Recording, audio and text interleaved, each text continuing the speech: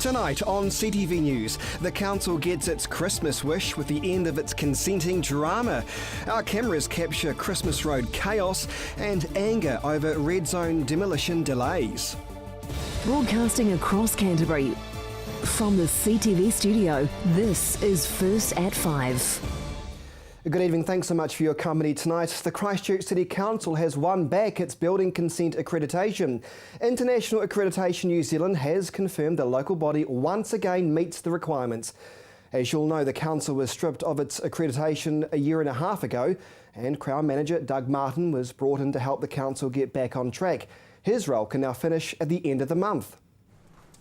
All smiles as the power to issue consents is given back into the hands of the Christchurch City Council. It is the best Christmas present that a mayor could ever ask for. The council lost the right to issue consents 18 months ago after failing to address major delays in the consenting process. It was the first time a local authority was stripped of its accreditation, which forced the government to step in and appoint Crown Manager Doug Martin to address the crisis. While the loss of accreditation was quite spectacular, the actual root cause was quite conventional, which was really a failure of management and leadership within the organisation. I always said that the loss of accreditation was a failure of management and governance. The accreditation says the management is in place, and we've put the governance structure in place to make sure that we never allow this to happen again. $10 million has been spent overhauling the department to bring them up to speed, with an extra 27 staff employed to help with the heavy workload. In the past year, they've pushed through almost 10,000 consents, raking in $2.7 million. The achievement this year is utterly, it's almost unimaginable that they've been able to achieve that. I'm really proud of the team that's had to stand up and take a lot of problems around the industry and turn them around and fix them. The Minister for Housing and Building says it restores confidence in the council to issue consents in a timely fashion. And so the significance of the certificate is saying we have confidence both in the pace and the quality of the building consistent system in this city at a time that's just so crucial, not just for Christchurch but for Canterbury and for New Zealand. But Peter Sparrow, who leads the council's consenting team, believes now is not the time to start slacking off. But one of the things that I have said to my team, this is the first hurdle. We've got a lot more hurdles to cover, and we will continually improve, because our goal is to become the exemplar building consent authority in the country. The council will regain full control from the 1st of January, at a time when residential consents are expected to peak. Emma Cropper, CTV News. And some news just into the station here at CTV. Canterbury police have arrested a Christchurch man in relation to an alleged attempted kidnapping of a woman in New Brighton approximately 8:30 this morning. We understand the 37-year-old woman is reported to have been walking along Marine Parade in New Brighton this morning when a man driving a navy blue 1994 car stopped and tried to get her into the car. So that man has now been arrested. To the day's other news, and Sarah's lack of communication again is frustrating residents. Today, several green zoners learned neighbouring red zone land won't be completely clear until the middle of 2016. The first the residents knew of this was by our reporter Marcus Gibbs, who has more on the story.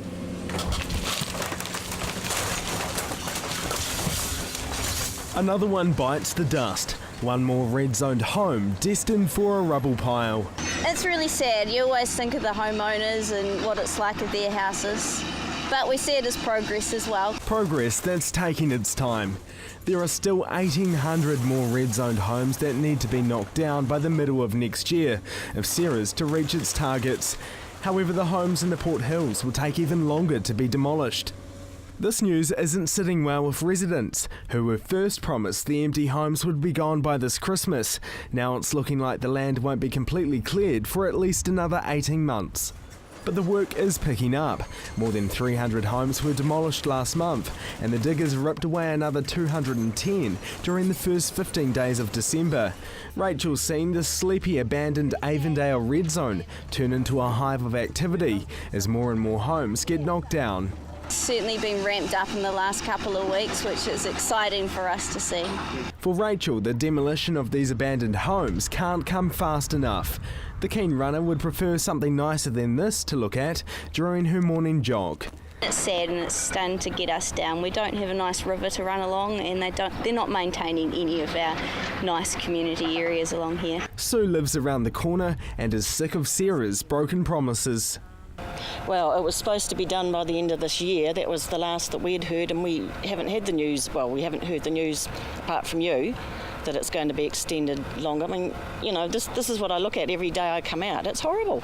The residents in this once sought-after street stick together, but life is tough when you're a fringe zoner living across the road from a wasteland. A lot of the old people they can't stand it anymore. It's bad enough for us younger ones, let alone older people.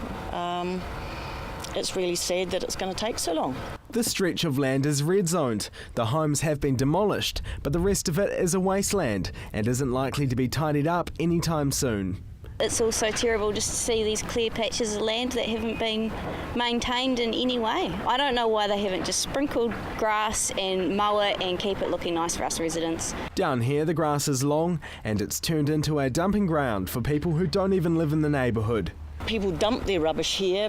There's loud cars going at night. You never know who's wandering around, tagging. A lot of the windows in the houses still left are shot at. The sooner it's gone, the better. Sarah says it's more cost-effective to grass over multiple sections at once. That's why there are delays between a house being demolished and the land being grassed over. But that excuse isn't sitting well with residents, who say the waiting game isn't a fun one. We live here, we live right opposite the red zone, and we've just got to look at this every single day we drive out and we see it, and it's disheartening for us. Another 10 years, 5 years, 10 years, Avondale's going to be beautiful again. But in the meantime, it looks rubbish. That could well be a wait that drags out to April 2016. Marcus Gibbs, CTV News. A Christchurch driver has had a lucky escape after crashing her car into a parked car with such force that the stationary car flipped on its side, shocking local Christmas shoppers, and our cameras were there. Window shopping gone wrong.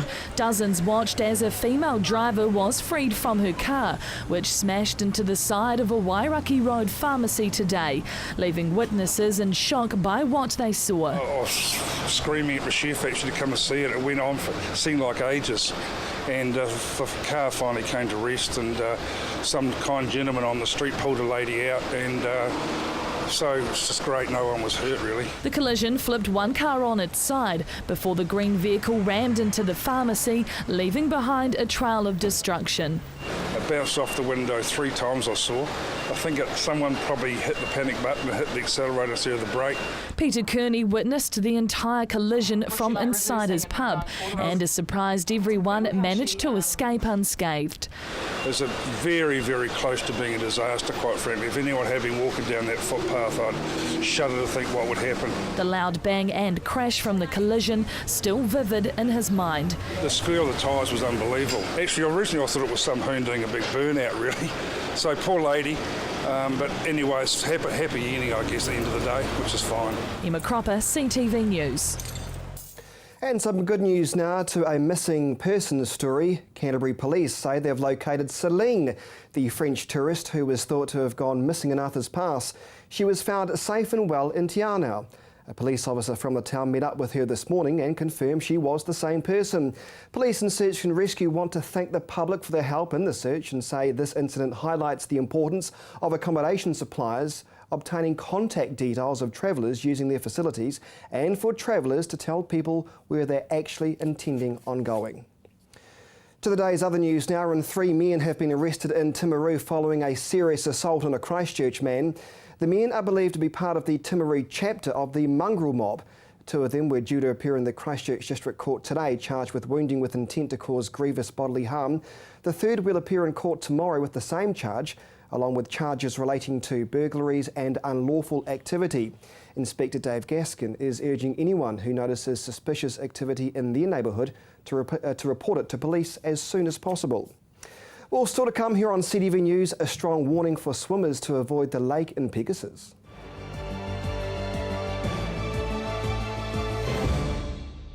Come on down to Ferrymead Golf. Care for a game of paintball? How about some swings on the old driving range? Or on our par 3 9-hole golf course?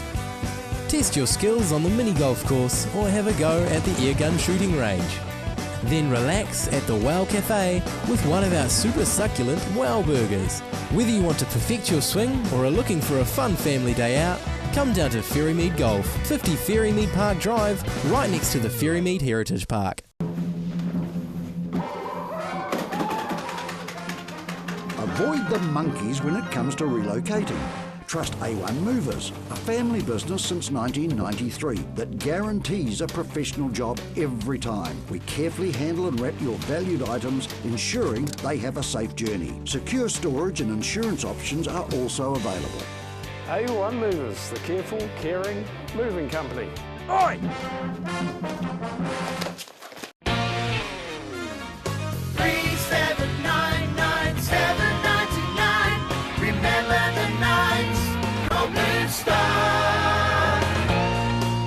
Blue Star Taxis has been servicing the Canterbury region for over 80 years. Canterbury owned and operated with the passion for providing safe, reliable public transport in Christchurch to Cantabrians and visitors to our city. Home safe every time with Blue Star Taxis. Undergone home renovations? Looking for that special something to complete a room? Look no further than the Hitching Post. Their extensive range ensures you can find that special something.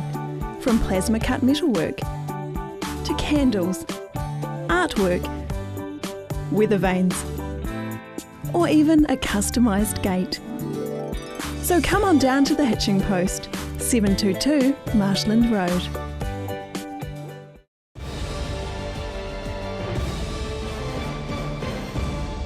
And welcome back to CTV News. People are being warned that the lake at the Pegasus Township is not suitable for summertime swimming. But why not? It's a popular swimming spot during the summer, the man-made lake catering to dozens of swimmers during the holidays. But it may only be a matter of time before swimmers are taking a dip at their own risk.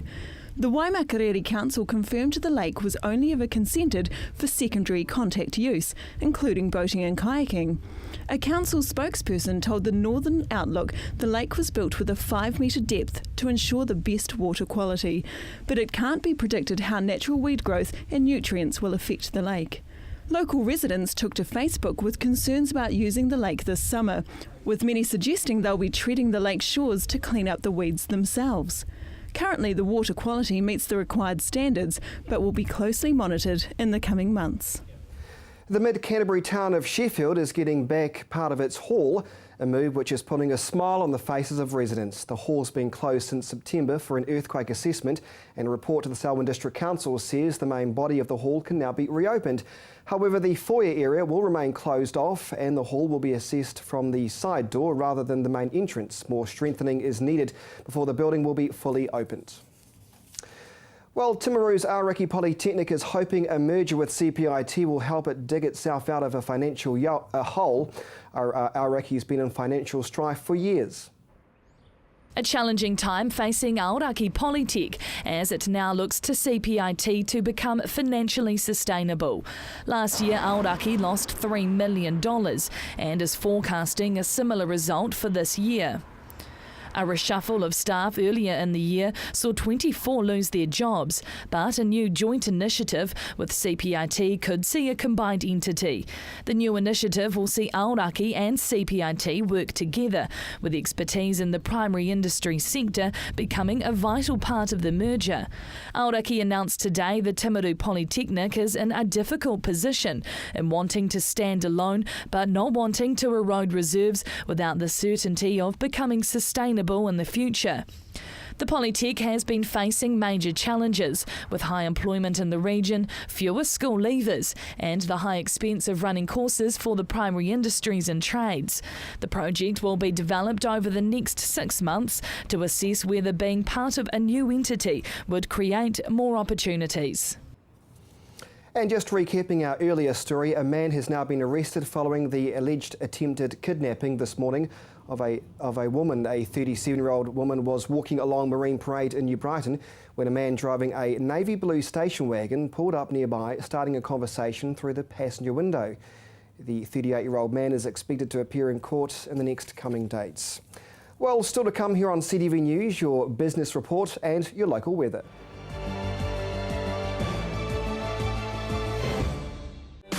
Undergone home renovations? Looking for that special something to complete a room? Look no further than the Hitching Post. Their extensive range ensures you can find that special something. From plasma cut metalwork to candles, artwork, weather vanes, or even a customised gate. So come on down to the Hitching Post, 722 Marshland Road. Come on down to Ferrymead Golf. Care for a game of paintball? How about some swings on the old driving range? Or on our par 3 9-hole golf course? Test your skills on the mini golf course or have a go at the airgun shooting range. Then relax at the Wow Cafe with one of our super succulent Wow Burgers. Whether you want to perfect your swing or are looking for a fun family day out, come down to Ferrymead Golf, 50 Ferrymead Park Drive, right next to the Ferrymead Heritage Park.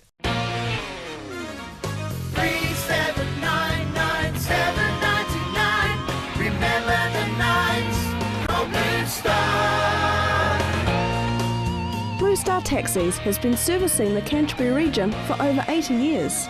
Canterbury owned and operated with the passion for providing safe, reliable public transport in Christchurch to Cantabrians and visitors to our city. Home safe every time with Blue Star Taxis. Avoid the monkeys when it comes to relocating. Trust A1 Movers, a family business since 1993 that guarantees a professional job every time. We carefully handle and wrap your valued items, ensuring they have a safe journey. Secure storage and insurance options are also available. A1 Movers, the careful, caring, moving company. Oi!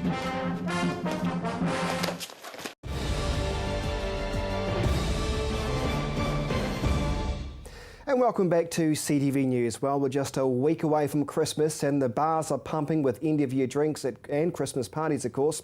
And the Canterbury Police are cracking down on drunks this weekend, so be warned. They say up to 80 extra police will be out and about to patrol the streets of Canterbury starting tomorrow. Inspector Peter Cooper says police are expecting this week to be even busier than the last weekend, as tomorrow is the last day of work for many office and tradies. In New Zealand, around a third of all recorded offences are committed after the offender has consumed alcohol. And now here's Warren Head with this week's business report.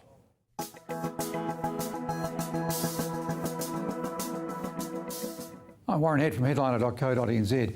On the local front today, the City Council announced that it's won back its right to accredit the consenting of building consents or issue building consents. Remember, it was stripped of this right.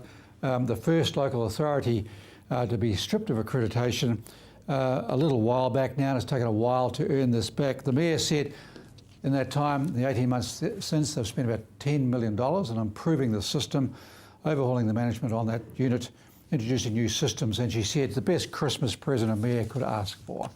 So hopefully that's all settling down at the city side. A little bit wider out and across the Canterbury area, the FMA, the Markets Authority, decided today that it wouldn't pursue any further inquiries in relationship to potential civil claims related to South Canterbury Finance. Gave very careful consideration to this matter, it said, and decided not to take any further action, despite the fact that their decision, according to them, does not diminish in any way the losses suffered by investors, taxpayers, because the taxpayer came to the rescue, of course, or the preference shareholders, all of whom will feel the ramifications of the collapse of South Canterbury Finance for years to come. So that little door seems to be closing. Internationally, the ANZ Bank had an annual meeting today, and the chairman had some interesting words to say to the rural community over there. Of course, the Australian economy has been battered from two directions. The collapse in the mining resource prices, particularly for iron ore, which is taking the steam out of things, particularly in Western Australia. And in the other parts of the country, a massive drought underway despite all the bad weather you see from time to time coming their way. So today they said the conditions were so bad, they were the worst in a generation, and they were coming out with a support package for New South Wales, Queensland farmers to help them through this crisis. No more closing on foreclosures. They're allowing the farmers to stay on the land, and a package for financial assistance. I didn't know things were quite that bad, but apparently they really are. And of course their currency is in a bad way as well because it's been propped up by Chinese inflows. So it looks like a little unwinding still to come through from Australia. If you're thinking of going there for a holiday, well, perhaps you might on one of the new Dreamliners. Air New Zealand announced this week it's adding another 2 to the fleet, taking it up to a total of 12. It's got 3 in the air already, 7 on firm order, another 2 on the way for 2018. They fly to Perth, Shanghai, Sydney, and most recently Tokyo. So good things for the national airline there. Back to the local front. Avida, the new retirement village company, completed its $80 million $80 million initial public offer today, and said it's going to advance a pipeline of development work on the existing villages. And of course there are around about 6 or so in Christchurch, the Maples, the Mayfair, the Park Lane, the roads on Cashmere, St Albans, St Elisa and Wendover in Papanui. So look forward to some work in that direction. And finally, just at Christmas, wonderful time to always launch a takeover offer. We've been watching for a little while a software company called FinSoft. It sells banking financial software. Let me tell you that in the last year, its low point on the market was 30 cents. It rose to $6.40, a gain of about 2,000%. Today, it looks like the management is about to put in a takeover bid. Today's price is $5.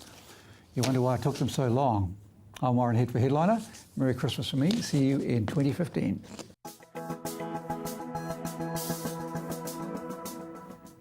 Thank you so much, Warren. Now time for the region's weather. Starting off in Timaru, 23 degrees. Temuka and Geraldine hit a high of 22. Methven, 21 degrees. Ashburton and also Rakaia there reached 22 today. Darfield 21, Leeston and Rolleston slightly warmer for you with a high of 22. Looking at Lincoln, they hit 22, Christchurch 21 degrees today. Over in Akadoa, they hit a high of 22.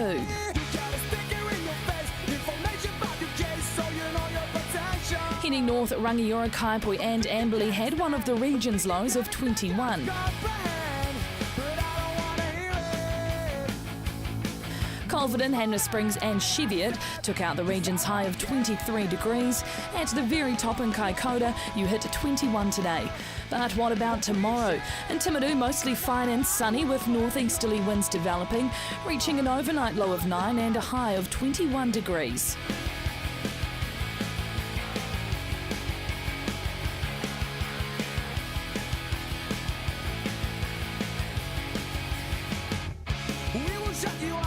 In Ashburton, a fine Friday ahead with mostly clear skies and some high cloud later on. Expect some usual breezes as well. An overnight low of 9, reaching a high of 22 degrees.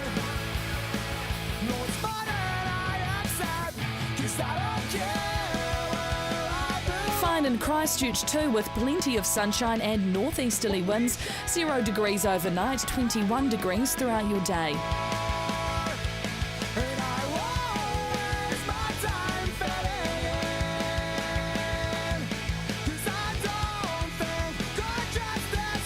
At the top in Kaikoura, mostly fine and sunny with northeasterly winds developing. 9 degrees overnight, 21 degrees throughout your day.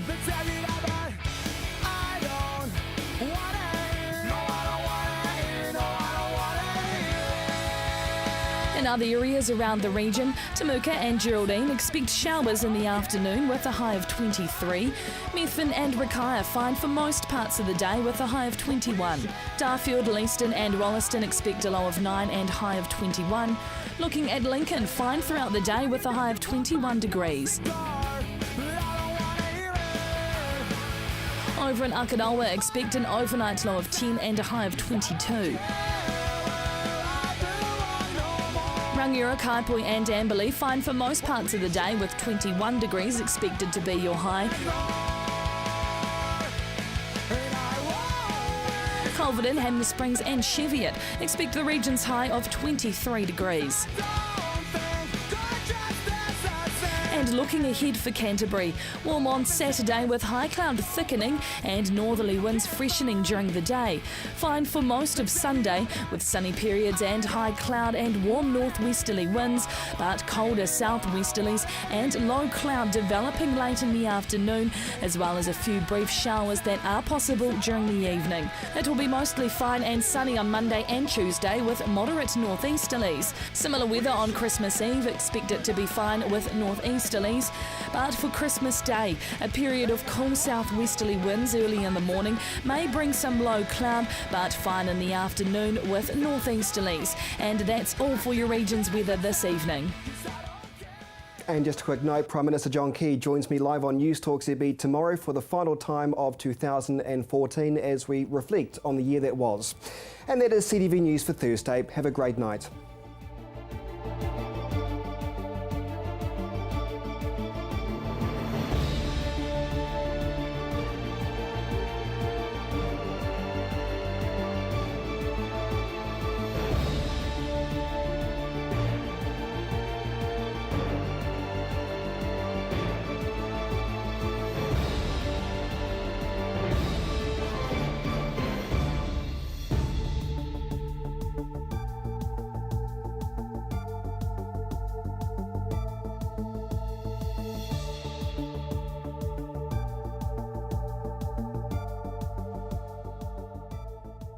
Supporting local content so you can see more of New Zealand on air.